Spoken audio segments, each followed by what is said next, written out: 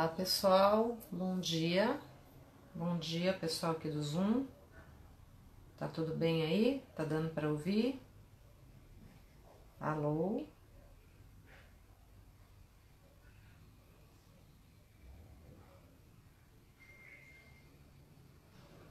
Oi, gente. Bom dia. O pessoal tá chegando aí. Bom dia, pessoal do Zoom. Tudo bem? Como é que vocês estão? Tudo bem, gente? Um minutinho só que eu tô administrando aqui o Zoom junto com vocês aqui. Tem o pessoal inscrito no seminário que entra pelo Zoom. Tudo bem aí, pessoal? Tudo bem, Marcos? Tá me ouvindo? Alô? Tá me ouvindo aí, Marcos? Tudo bem?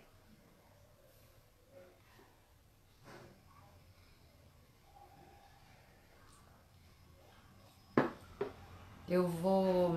Oi, Ana, bom dia. Bom dia, ótimo. Só tô esperando um pouquinho aqui o pessoal ir entrando. Hoje eu entrei no Instagram certo. Ai, ai.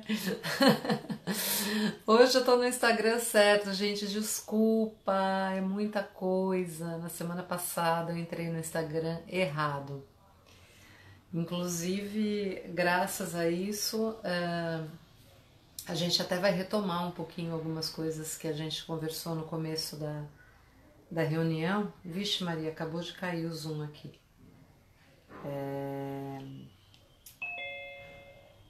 Caiu, né? Agora voltou.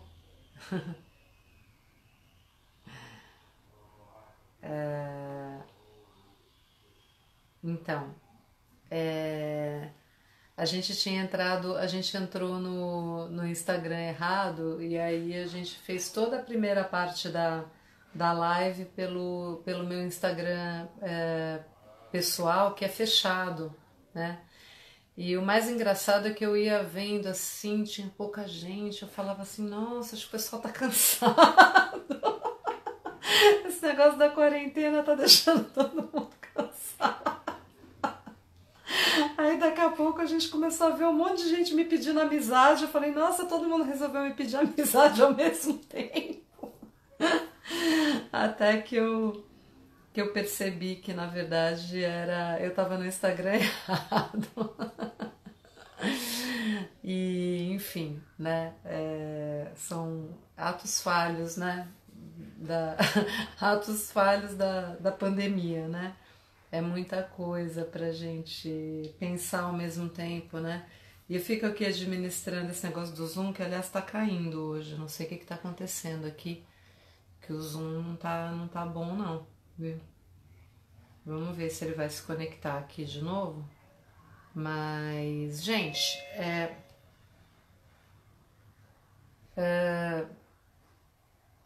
pessoal, deixa eu só falar uma coisa. O Zoom aqui tá caindo, viu? Eu não sei o que tá acontecendo aqui, que o Zoom tá caindo pra mim, viu?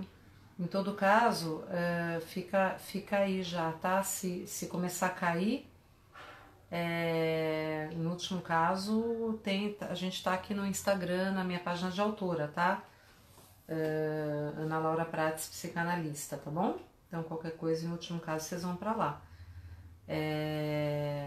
Tá bem estranho, tá sem câmera, eu não sei muito o que tá acontecendo. Deixa eu ver aqui no chat se alguém fala alguma coisa. Vamos começar, Marcos? Você quer pedir? Ixi, Maria, tá caindo mesmo. Bom, gente, deixa eu contar um pouco pra vocês. Ah, vocês estão aguardando a autorização? A Patrícia tá falando aqui.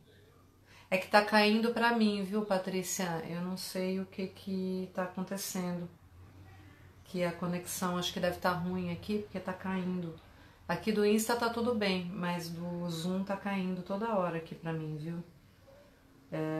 Eu vou tentar me reconectar, mas enfim. Deixa eu já ir então falando pra vocês. Eu não sei se todo mundo que tá aí já tem seguido aqui, né? Eu queria então lembrar que esse seminário, a Heresia Lacaniana, é um seminário de escola que eu sustento no Fórum do Campo Lacaniano de São Paulo. Esses seminários dentro da nossa arquitetura institucional se chama seminário por conta e risco, né? Que os membros de escola oferecem em nome próprio, né? E eu ofereço esse seminário então desde 2008, já faz bastante tempo, né? É, e, e justamente eu tento fazer a minha pesquisa, a minha formação permanente, a minha formação continuada nessa modalidade aqui de transmissão. Então, isso aqui não é uma aula, isso não é algo que já está pronto, que já está elaborado, mas é uma pesquisa. Eu acho que ela caiu aqui do Zoom. Oi, gente, eu tô aqui. Eu tô aqui, voltei. Voltei aqui. Eu tinha caído, mas eu voltei, tá? Eu tô aqui fazendo a apresentação para o pessoal do Insta, um pouco localizando, né, para quem tá chegando, contando um pouco de novo o que é isso aqui. Então, isso aqui é um seminário que eu sempre dei fechado lá na sede do fórum, as pessoas tinham que se inscrever, embora eu sempre aceitasse pessoas que me procurassem pedindo para participar, mas com essa ocorrência, né, da pandemia, eu tomei uma decisão de abrir esse seminário esse ano e fazer nessa modalidade aberta. É muito arriscado, eu queria que vocês tivessem clareza dessa dimensão do risco, porque de fato, como não é uma aula, não é uma palestra, não é uma conferência, é algo muito que está sendo feito nesse momento, eu digo que eu estou me arriscando porque eu estou aqui ao vivo, produzindo o conhecimento e pensando junto com vocês. Esse ano tem sido muito especial, né? Porque a gente está contando com a participação do Marcos Barbai, que é um colega lá do LabEurb da Unicamp, que é um laboratório do qual eu participo como pesquisadora convidada. Já faz muitos anos que a gente tem essa parceria de trabalho. Já publicamos, já fizemos jornadas, já produzimos várias coisas, mas é a primeira vez que eu estou convidando o Marcos para ser meu colaborador, e tem sido extraordinário mesmo essa participação dele,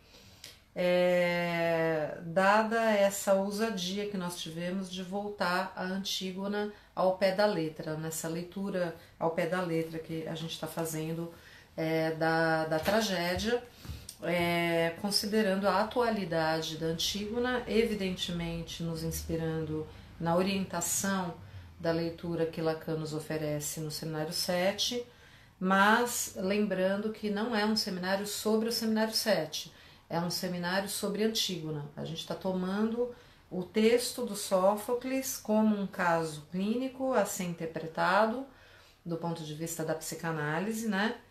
E aqui, porque o Zoom está caindo. E a gente está voltando, inclusive, de desdobramentos, né, da clínica e da fundamentação da praxis da teoria lacaniana depois do seminário, né? Ou seja, nós estamos voltando à Antígona, não sem o Lacan do Seminário 7, mas indo além do Lacan do Seminário 7, né? Inclusive, nós estamos encontrando assim, o quanto várias das questões que são abertas ali no Seminário 7, o quanto essas questões são retomadas, né? São retomadas pelo Lacan mais tarde, ou seja, mesmo que nem todas as questões, né, são respondidas no Seminário 7, elas são colocadas, né? Inclusive antecipando questões que o Lacan vai desenvolver muito mais para frente, no Seminário 20 e mesmo no Novo Romeano, né?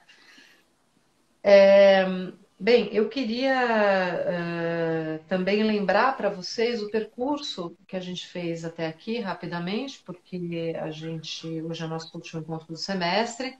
A gente começou interrogando a função do trágico, e qual é a aproximação que a gente considera possível, necessária e rigorosa, enquanto psicanalistas, para fazer da tragédia grega, desse gênero, né, que aparentemente poderia ser considerado, inclusive, anacrônico, né, pelo fato de que nós estamos tantos Poderia séculos, ser né, considerado. daquele momento histórico em que se deu ali na sociedade grega esse advento, esse acontecimento da tragédia, mas nós já justificamos também porque nós consideramos que há uma dimensão estrutural, né, da tragédia, né? E por isso, de alguma maneira, justifica nós voltarmos, né? Depois, a gente deu entrada na nossa leitura, sobretudo em função do próprio tema do seminário, que é Antígona no Homem Impróprio, né? Eu já disse para vocês que esse seminário é um desdobramento da minha pesquisa sobre a nomeação. Então, nós entramos, digamos, né, no texto de Sófocles a partir dessa questão do nome, recolhemos ali no texto todas as indicações que estão no próprio texto, na literalidade do texto, mas também indicados por Lacan, sobre a questão da função da lápide, da função de nomeação, do corpo imaginário, do corpo simbólico, e da importância e da atualidade disso nesse momento. E em seguida, a gente foi para a questão das paixões do ser, já que Lacan diz que a Antígona é movida pelo amor contra o ódio, inclusive é uma passagem, né, do próprio texto do Sófocles, mas deixando bastante claro de que o amor de que se trata aí não é o amor cristão, né? Então, a gente foi para esse debate em relação às paixões do ser, que é algo bastante caro a Lacan, né? E em seguida interrogamos esse destaque que Lacan faz de que Antígona não está sendo movida pelo medo e nem pela compaixão. E a partir dessa indicação de que Antígona não está sendo movida nem pelo medo nem pela compaixão, nós chegamos à questão da esperança, que é onde nós estamos agora. Então já faz alguns encontros que estamos pesquisando essa questão da esperança. A esperança, como vocês sabem, ou se não sabem, nós dissemos aqui, trabalhamos um pouco isso nos nossos encontros anteriores, né? Que a esperança é uma das 3 virtudes teológicas. Então, também é algo aí que depois Lacan vai retomar quando ele vai escrever a topologia borromeana, falando de que a trindade, né, e a questão do 3, o enodamento de 3, já está presente no cristianismo de alguma maneira muito curiosa, antecipando o sujeito moderno. É curioso como isso não é uma tese de Lacan, mas é uma tese que Lacan recupera, né, de que o sujeito moderno, por incrível que pareça, já está antecipado aí no cristianismo, né? Nessa questão da trindade, né? Ou seja, o nó de 3 é o nó cristão, entretanto, evidentemente, não é o nó da psicanálise. Não é o nó da psicanálise porque o nó cristão tende a fazer um, né? Então, fé, caridade e esperança são as 3 virtudes teológicas, e a gente poderia pensar que, de alguma maneira, a fé tem a ver com a questão do saber, né? Na medida em que a fé pressupõe, digamos assim, uma certa relação uma certa relação com o conhecimento, né? Uma crença cega, digamos assim, né? Ou seja, uma ideia de que existe, né, um saber total, né? Em relação ao qual você precisa se entregar e aderir, né? A questão da caridade, que é a interpretação cristã para o amor, né? Caritas, e a esperança, que é algo que de alguma maneira remete à questão do ato, né? Ou seja, quando agir, quanto tempo esperar, né? Então vocês vejam que a questão do tempo está colocada aí nessa dimensão da esperança. E a gente sabe que o Kant, né, que é esse marco, digamos assim, da epistemologia moderna, né, justamente é o primeiro filósofo que tenta embasar o seu fundamento de uma ciência que possa prescindir da ideia de Deus, né?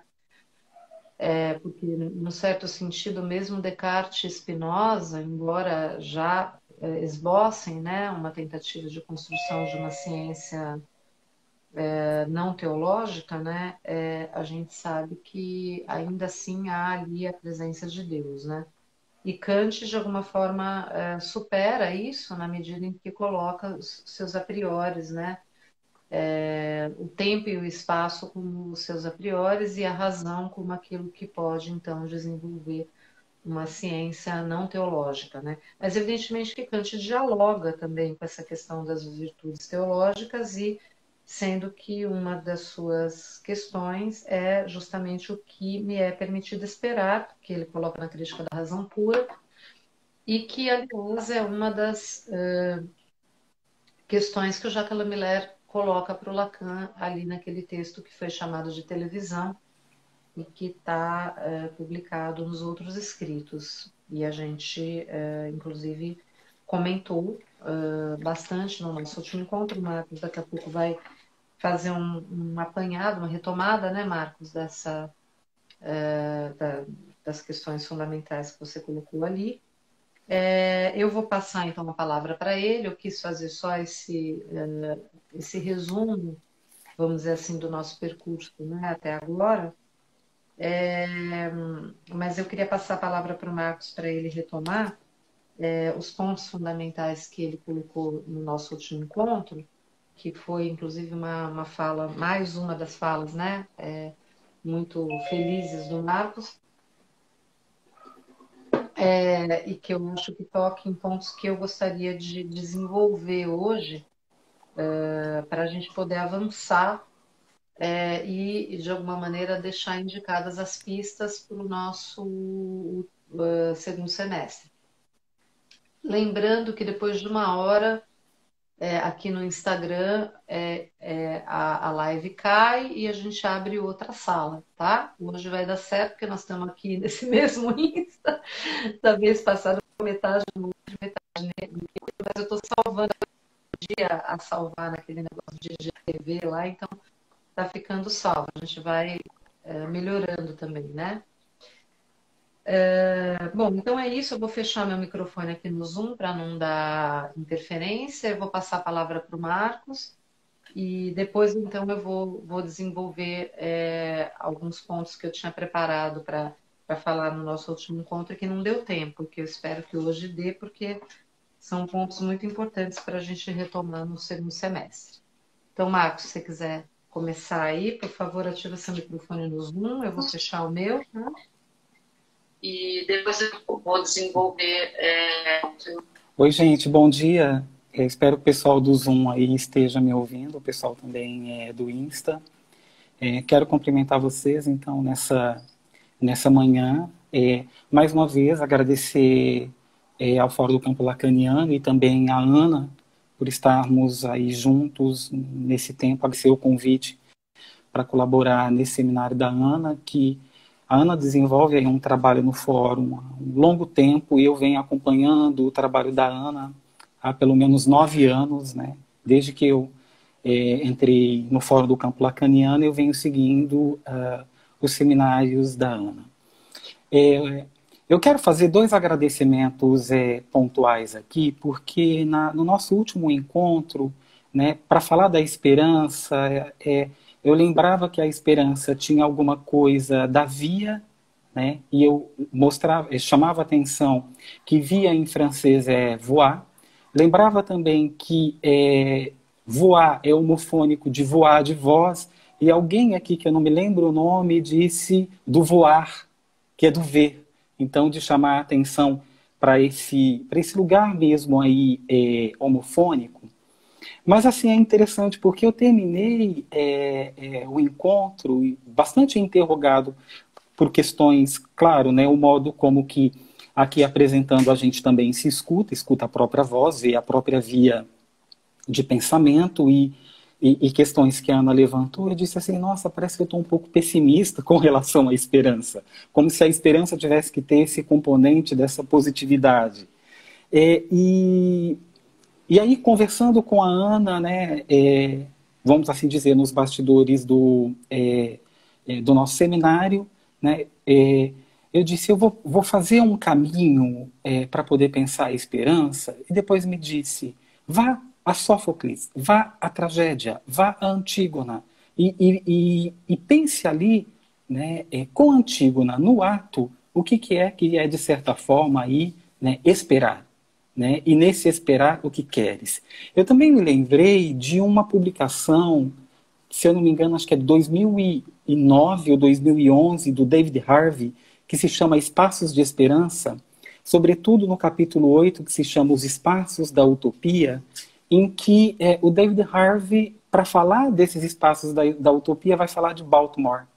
E me lembrei muito o Lacan vai fazer um conjunto de conferências em 1966, na Universidade John Hopkins, em Baltimore, vai circular pelos Estados Unidos, e uma das metáforas poéticas do inconsciente é quando ele diz, né, o inconsciente é Baltimore ao amanhecer.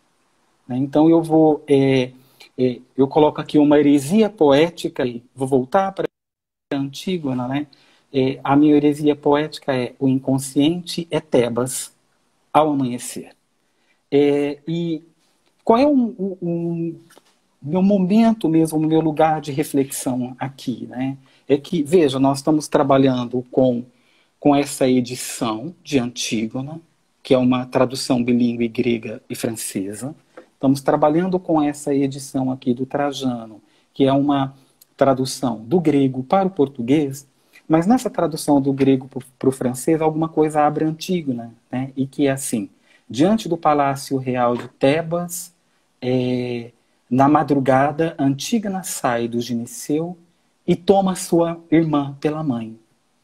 Olha o meu ato falho, toma a sua irmã pela mãe, toma a sua irmã pela mão. E de dizer, de certa forma, que é isso, né? Que o ato de Antígona é soltar a mão da irmã e ir em direção a alguma coisa nesse amanhecer fora de Tebas. Não é ir sem Jocasta. Não é ir sem Jocasta. E aqui eu trago alguns versos de Antígona. Eu estou me sustentando no verso de 1024 a 1031. Para quem tem a tradução do Trajano Vieira, está na página 81, e a tradução do Paul Mazon está entre as páginas 80 e 81. E eles vão dizer assim, e o Tiresias ali conversando com Creonte. Tiresias diz, é da natureza humana errar, mas se o homem erra, deixa de ser um triste tolo, e se empenha na ação e remedeia o que fez. Sou a estupidez viver submisso à ideia fixa. Vai, concede, deixa de caçar quem já partiu, a bravura em reassassinar um cadáver? E o Paul Mazon vai dizer, pense nisso, meu filho, o erro é frequente em todos os mortais, mas o erro uma vez cometido, ele deixa de ser um tolo, um homem infeliz que sabe curar-se do mal que o abateu e o deixa se convencer enquanto a teimosia é acusada de constrangimento. Vá, cede aos mortos, não procure alcançar quem já não é. Seria então uma proeza matar um morto uma segunda vez? E aí eu vou retomar um conjunto de questões que eu havia colocado no nosso encontro passado, sobretudo o que é lícito esperar, e a partir disso desdobrar algumas questões. Né? No nosso último encontro, e esse é o nosso último encontro do semestre, porque a gente vai voltar em dia 10 de agosto, né, eu vou retomar a questão da esperança em Antígona, tomando isso como um problema. Né? De certo modo, quer dizer, eu vou fazer aqui o meu ato, e não é um ato qualquer. Né? É uma volta, mas não é uma volta qualquer. Né? É uma revolta. Né? De fato, aí é o que chamar de uma heresia poética, porque no nosso encontro anterior, como eu já disse aqui, eu havia trabalhado a partir do texto do Lacan, Televisão, em que ele vai enunciar, né, o que é lícito esperar ali num diálogo com a Jacqueline Miller. Né? E eu disse assim, e eu vou pegar esse fragmento textualmente. O epos trágico, ou seja, a narração, a epopeia dos fatos heróicos, vai dizer Lacan no Seminário 7, na página 377, não deixa o espectador ignorar onde está o polo do desejo, mas mostra que o acesso ao desejo necessita ultrapassar não apenas todo o temor, mas toda a piedade, que a voz do herói não treme diante de nada, e muito especialmente diante do outro. E daí eu dizia, eu acrescentaria nessa formulação lacaniana que, ao lado do temor e da piedade, nós teríamos aí a esperança. E que Antígona é aquela que ultrapassa a esperança. Quer dizer, a Antígona, pelo menos na leitura que a gente está fazendo, uma esperança sem utopia, sustentada aí pela contingência e pelo ato. E a gente entra, eu penso, num exercício ético em que a esperança é orientada pelo real, pela rebeldia. E é isso que vai nos dar a pensar o Lacan em Televisão. E daí eu vou recortar do texto Televisão dos outros escritos, entre a página 540 e a página 541, o que é que o Lacan desenvolve nessa pergunta, o que é lícito esperar. O Lacan vai dizer assim, quanto ao que é lícito esperar, devolve-lhe a pergunta, isto é, entendendo-a desta vez como vinda de você. O que faço com ela, quanto a mim, já respondi antes. Com ela, me diria respeito sem que me dissesse o que esperar? O senhor pensa a esperança como não tendo objeto? Saiba apenas que, por várias vezes, vi a esperança, aquilo a que se chama os róseos amanhãs. Então é por isso que eu fiz referência hoje, né, o inconsciente é Tebas ao amanhecer. Levar ao suicídio, pura e simplesmente, pessoas a quem eu prezava tanto quanto a você. E por que não? O suicídio é o único ato capaz de ter êxito. A única chance que existe decorre apenas do feliz acaso, Bonner, com o que pretendo dizer que a esperança não adiantará nada, o que basta para torná-la inútil, isto é, para não permiti-la. Veja que essa questão do suicídio vai ser algo que a gente retomar um pouquinho mais para frente, porque eu penso que é um elemento importante de leitura para a gente localizar, seja com Sófocles e seja com essa grande gama dos leitores de Lacan. Né? Eu parto aqui do pressuposto e da leitura que eu estou fazendo é que Antígona não se suicidou. Né? Para mim, esta jovem princesa, esta jovem mulher, ela foi assassinada. Porque Antígona poderia ter abandonado a sua revolta e ter seguido viva. Ela poderia ter sustentado a ilusão da conciliação. Porque muitas vezes a esperança é esse lugar que a gente tem de negociar com isso que é inconciliável. Muitas vezes. Essa poderia ter sido uma decisão sofocliana, uma decisão que eu digo textual. E ela não é, pelo menos nas versões com as quais a gente tem trabalhado. E aí eu termino por dizer que a esperança ela é um exercício ético orientado por aquilo que não cessa de se inscrever. Né? Antígona é aquela que reclama a sepultura. Ela nos ajuda a enterrar os mortos do passado e cavar um túmulo para aqueles que deles foram privados. Né? E veja que nós estamos num momento tendo que enterrar os mortos do presente. Mais de 50 mil mortos neste país pela Covid. Né? Antígona é aquela que nos dá a esperança de nós, os vivos, nos lembrarmos dos mortos para melhor viver hoje.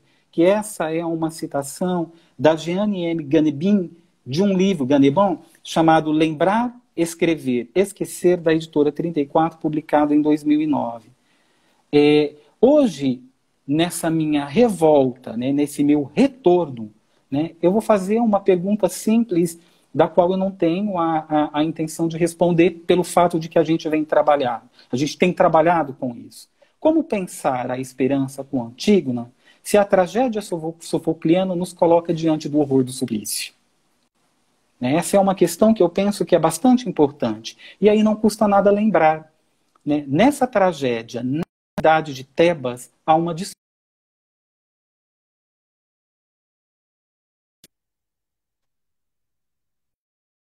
Nós temos ali Antígona e Creonte disputando ali alguma coisa mesmo que morreu, que está apodrecendo e que é um cadáver.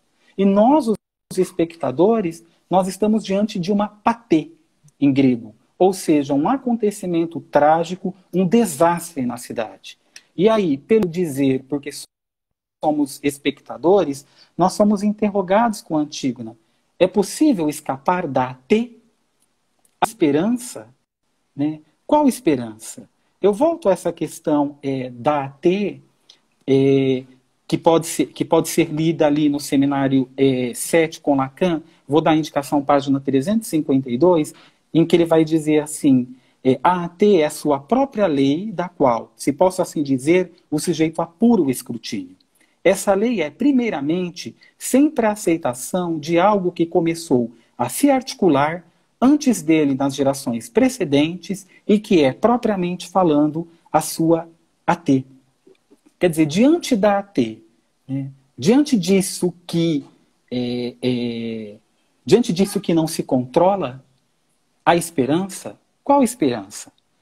Eu penso assim, se nos reportarmos a Antígona e também a Creonte, é possível da gente dizer, com essas personagens, que a gente tem ali um discurso que vai romper com qualquer piedade. As personagens, elas estão diante de um nada edificante. E esse nada edificante, mais do que é ali, né, nesse rompante da manhã, que Antígona sai ali em Tebas, né, é uma carniça. Né? Lembro, disputa-se na cidade, no seio familiar, né? E o Lacan foi o primeiro a destacar isso aí em sua leitura. Né? A tragédia, né, ela não apazigua o temor e a piedade. Né? Os leitores de Lacan apontam que em sua leitura, isso é uma coisa bastante interessante, ele não vai traduzir a palavra até do grego. Né? A Nicole Leroux vai dizer, num grande encontro feito pelo Colégio Internacional de Filosofia, na França, em que toda uma sessão é dedicada a Antígona, que na palavra até há ali um insubstituível. Né? Ela, até, não é a infelicidade, ou seja, o pior, né? O malheur, mas ela é algo próximo do atroz. Né? Atroz, em francês, o desumano, o inflexível, a paixão absoluta. E para finalizar mesmo esse movimento, porque um conjunto de questões que não deu tempo da Ana desenvolver e que a gente considera que é importante desenvolver para a gente fazer o giro para o segundo semestre, eu vou encaminhar aí para o fim. Se a AT guia Antígona, o que ela faz diante do cadáver?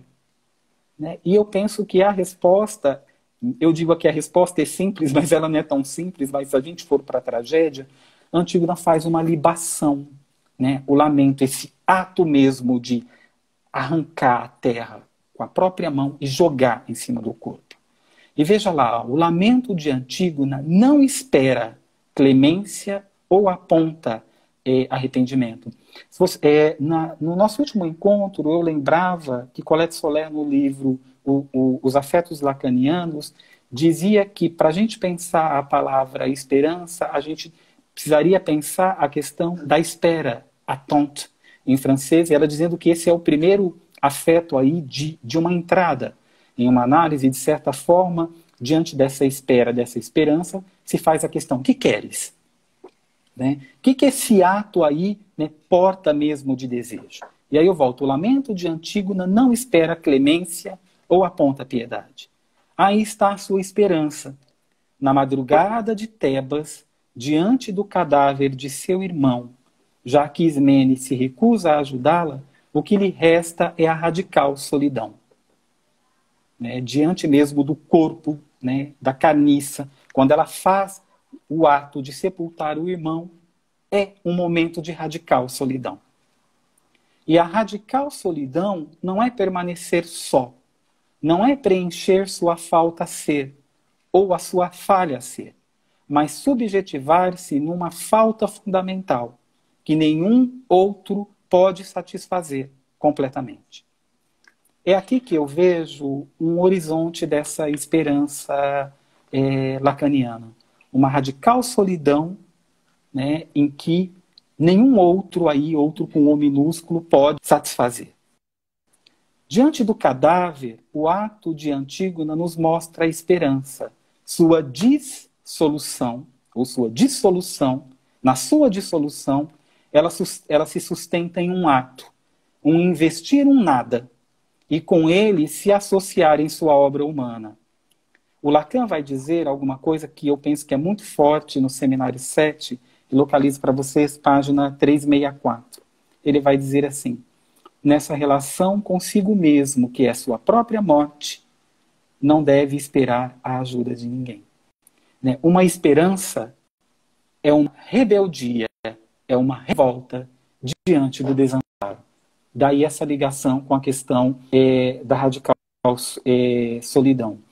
Eu quero agradecer muito a vocês todos que estão aqui, né, no Instagram com a gente, o pessoal do Fórum. Ana, essa possibilidade, para mim, da gente estar junto mesmo, podendo trabalhar com um texto tão importante, que sobrevive há 25 séculos, né, nesse momento de uma pandemia, nessa particularidade política e do nosso território brasileiro, e da gente poder realmente olhar para essa personagem que porta aí o paradigma ético da psicanálise, se perguntar aí, né, pela esperança e poder ter essa possibilidade de ver essa radical solidão. Então, Ana, eu agradeço a você, né, te passo a palavra e agradeço aos colegas, e a gente continuamos juntos aqui e vamos nos reencontrar em 10 de agosto.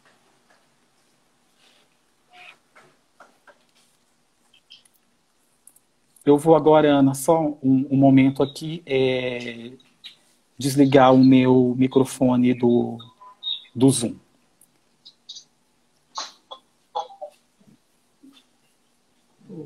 Pronto. Prontinho. Bom, mais uma vez, obrigada, Marcos. Obrigada por ter retomado algumas das questões que você já tinha nos trazido no nosso último encontro e avançado um pouco mais. Eu queria dizer para vocês que esse encontro nosso com a esperança foi um exemplo daquilo que eu estava falando no começo, de que nós estamos aqui produzindo esse conhecimento e tendo essas ideias e essa pesquisa em ato, estamos juntos aqui. E, de fato, foi o próprio movimento da nossa leitura e acompanhando esse recorte e essa perspectiva do Lacan no Seminário 7, mas, como eu disse, não sem o Lacan pós-Seminário 7, foi que eu tive essa compreensão de que, de alguma maneira, a questão da esperança estava colocada aí. E eu acho que foi uma intuição muito fértil, porque a gente se deixou guiar por ela e eu acho que a gente está chegando em coisas muito interessantes, né, Marcos, que a gente ainda vai desenvolver. Então, eu acho que esse insight assim, que eu tive, né, de relacionar essa questão que Lacan fala que Antígona não é movida nem por medo nem compaixão, com a esperança, eu acho que foi um insight muito fértil, que está pondo a gente a trabalhar e a gente está encontrando coisas extraordinárias nessa pesquisa, né? Bom, uma das coisas que eu queria colocar para vocês é justamente uma passagem do próprio Seminário 7, no qual o Lacan retoma algo dessa oposição entre Creonte e Antígona, justamente localizando a diferença da posição do Creonte e da posição da Antígona na localização em relação à temporalidade. Então, Lacan vai dizer que Creonte é a figura da diacronia, da passagem do tempo. Inclusive, tem um diálogo da própria peça dele com Tiresias, que eu retomei no nosso encontro passado, no qual Tiresias justamente remete Creonte à passagem do tempo. Ou seja, se Creonte não age no tempo certo, no Kairos, Cronos vai dar conta dele. Então, é uma ética do deixar o tempo passar, ou seja, no pôr do sol, ele vai ver o que vai acontecer. Ele vai ver os desdobramentos, as consequências do ato, não é do ato, do não ato dele, digamos assim, da suspensão do ato dele, né? Enquanto que Antígona ela é justamente essa figura da sincronia, ou seja, ela é a figura do ato.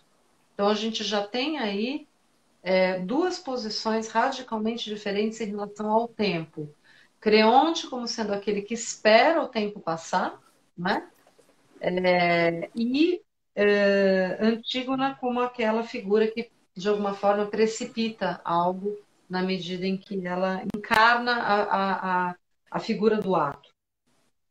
Isso é muito interessante porque nas minhas pesquisas, que é algo que eu também já coloquei no nosso último encontro, mas eu vou retomar porque eu quero pegar a partir daí. Eu contei para vocês que eu fui investigar a história da palavra esperança, não visando uma fé na etimologia, como se o sentido mais primitivo da língua encerrasse o seu sentido absoluto, o seu sentido verdadeiro, mas com o intuito de investigar por onde a palavra esperança vai passando nessa pluralidade semântica, de modo a que pudesse nos inspirar alguma pista em relação ao que ela indica em termos de orientação. E claro que num primeiro momento nós encontramos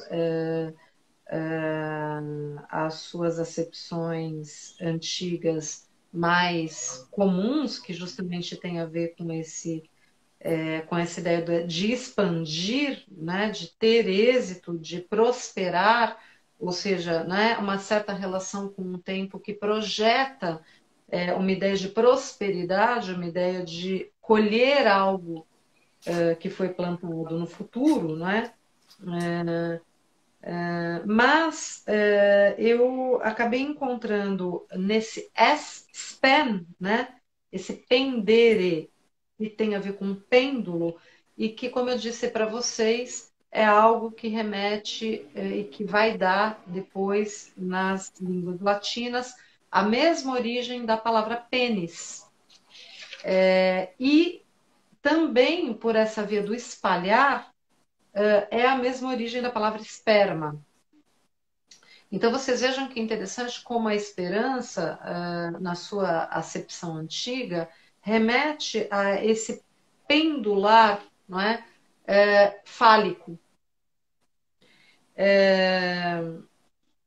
Ou seja, sempre um certo cálculo que tem a ver com aquilo que se ganha e aquilo que se perde a partir de um investimento, ou seja, uma projeção para o futuro, um certo cálculo fálico daquilo que se vai colher a partir daquilo que se plantou, né? E não deixa de chamar atenção, não é, o fato de que Lacan, já no Seminário 7, vai antecipar algo de irredutível entre o falo e o corpo. Uma coisa extraordinária de se encontrar aqui, nos anos, né, aqui, ainda nos anos 60, uma ideia que Lacan vai desenvolver Só mais tarde, como nós vimos ali em radiofonia, por volta do seminário 17, já há algo ali, começando a se esboçar em termos de uma certa discriminação entre corpo imaginário, corpo simbólico e mais para frente corpo real. Mas é muito incrível a gente encontrar isso aqui. Se vocês quiserem depois ler ali na página 359 do Seminário 7, Lacan vai dizer: é justamente aí, com efeito, que a questão também se coloca para nós. Será no mesmo nível que a fantasia do falo e a beleza da imagem humana tem seu lugar legítimo? Ou há, pelo contrário, entre eles uma imperceptível distinção, uma diferença irredutível? E aí ele vai fazer uma alusão à análise terminável e interminável do Freud e vai falar justamente da questão da penisneide na mulher e da castração, da angústia de castração para o homem. Então vocês vejam que interessante como ele já está aí no Seminário 7 tentando esboçar alguma coisa de uma certa diferença entre homem e mulher que vá além da dialética do gozo fálico. É extraordinário, eu nunca tinha me dado conta disso, devo confessar. Isso é algo que eu acho que a gente vai precisar retomar no próximo semestre, né, Marcos? Essa questão do corpo de Antígona, da imagem de Antígona, da beleza de Antígona, de Ímeros. Tem alguma coisa da presença corporal de Antígona que parece que, junto com essa representação da sincronia dessa relação com o tempo, né, remete também a algo do modo como ela se apresenta, né?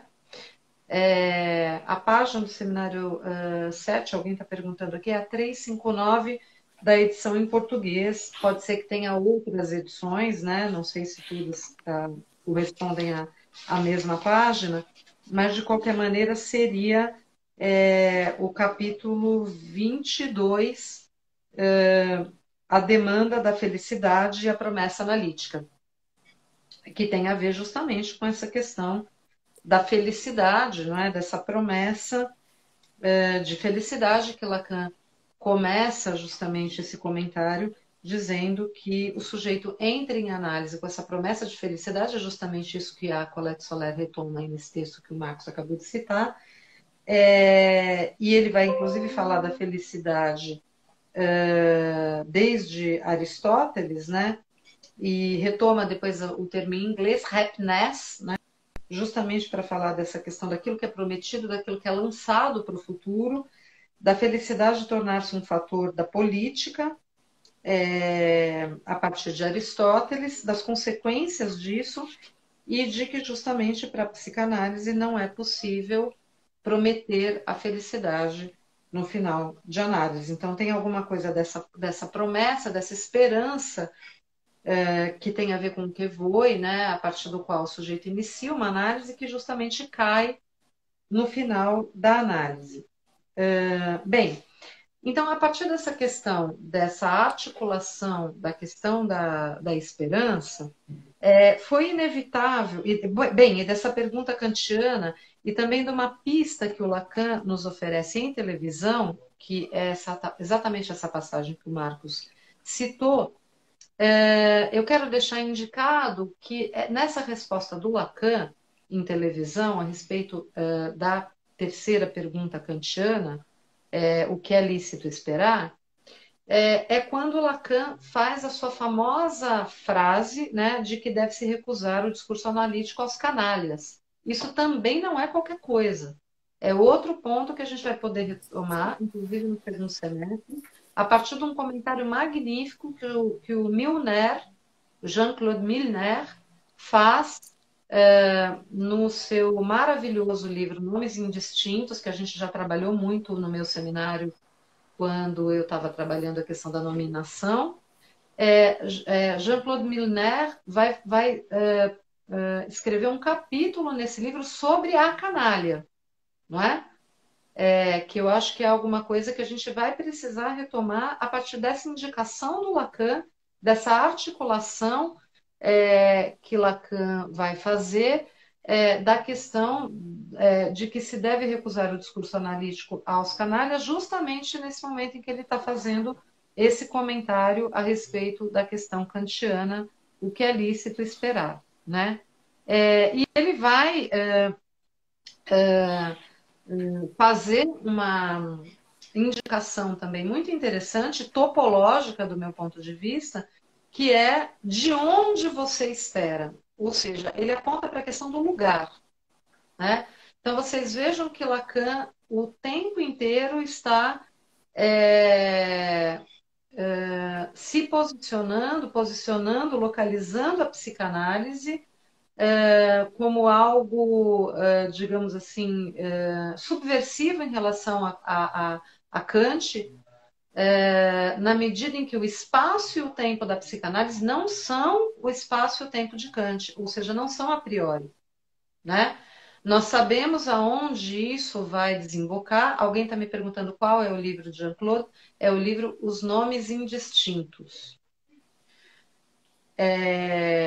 Bem, nós sabemos onde isso vai desembocar na própria definição do nobo romeano como espaço do ser falante, não é? E Lacan vai dizer, bom, não tem problema que a minha imagem está borrando se a minha voz está bem, porque eu não sou Antígona e não é a minha beleza que importa aqui nessa live. Eu estou longe de encarnar a beleza de Antígona, então se a minha voz tá audível, eu estou satisfeita.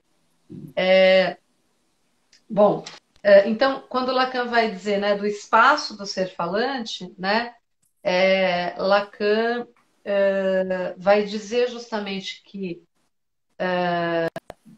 falar em ser pleonasmo, já que não há ser a não ser da fala, né? É quando ele inventa esse sintagma par lettre.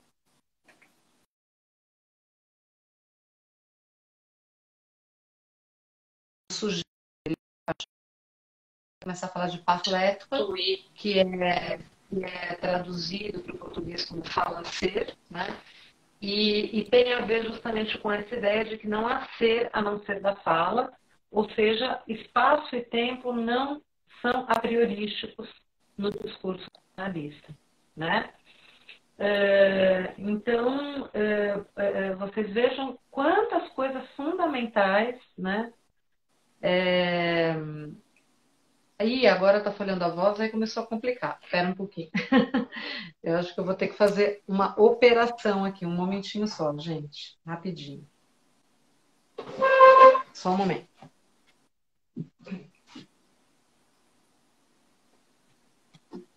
Gente, eu preciso dar licença. Eu preciso deixar a porta aberta, porque senão o Wi-Fi não pega lá, né?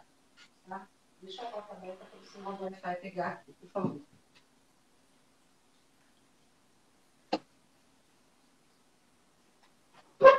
Tem uma disputa já Wi-Fi aqui em casa que acontece isso, entendeu? O sinal fica fraco, porque as criaturas querem usar tudo ao mesmo tempo. Mas eu tenho esperança de que agora vai melhorar. Voltou a voz? Voltou? Então tá bom. Bem, então, voltando lá, né, a essa subversão que Lacan está fazendo, né, dessa ideia kantiana de espaço e tempo como a priori, né, e como isso está colocado em Antígona, né, nessa ideia da Antígona encarnar corporalmente essa figura da sincronia, ou seja, do ato, do momento, do kairos, poderíamos dizer, contra a ética, talvez kantiana, né? E certamente diacrônica, não é? Crônica, cronológica, né? do Creonte. E o quanto isso tem a ver, então, com a questão da esperança, né? Da espera, da expectativa, e dessa lógica fálica, de alguma maneira, nesse sentido. Então, aqui a esperança nesse sentido fálico, não é? Bem, a esperança nesse sentido fálico, e quem está dizendo isso sou eu, né? Minha conta e risco, tô fazendo essa leitura, estou fazendo essa interpretação, né?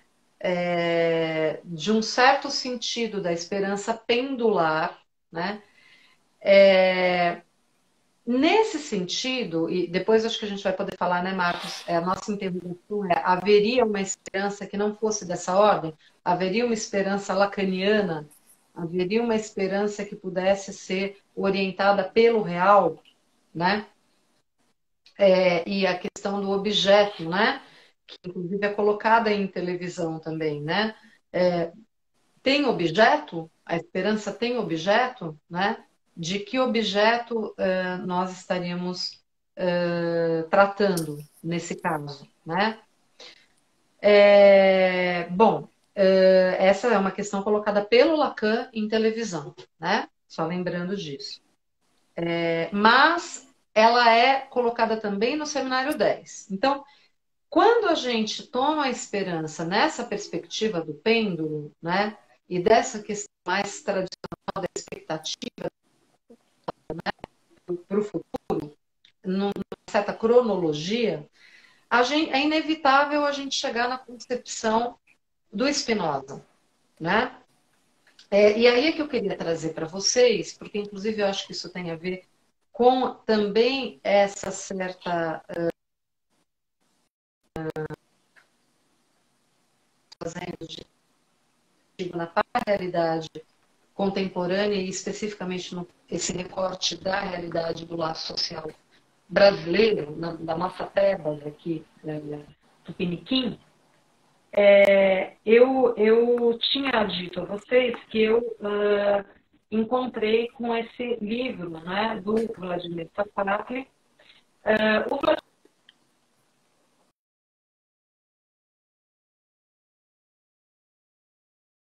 Vladimir toma a psicanálise muito mais, eu acho que a partir da teoria mesmo, embora, lógico, né, alguém que tem uma experiência de análise, né?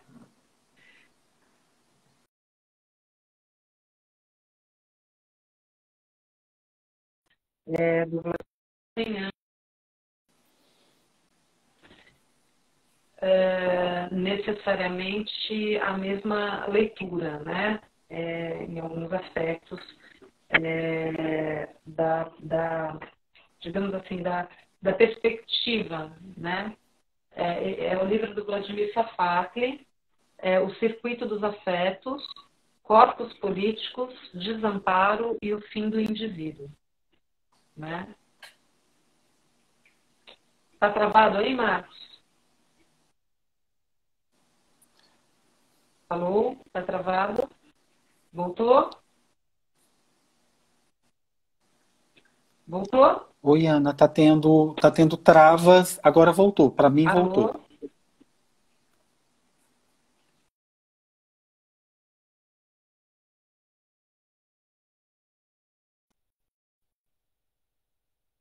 Alô? Voltou aí, Marcos?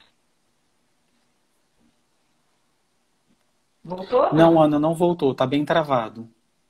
Agora Tá voltou. travado? Agora estou ouvindo. Ah, tá. Tem interferência. Agora voltou, Ana. Segue lá. Tá. Então é o livro do Vladimir Safatli, né? Do afeto, que eu estava falando que o Vladimir ele tem uma entrada de análise a partir, né, da sua formação como, né?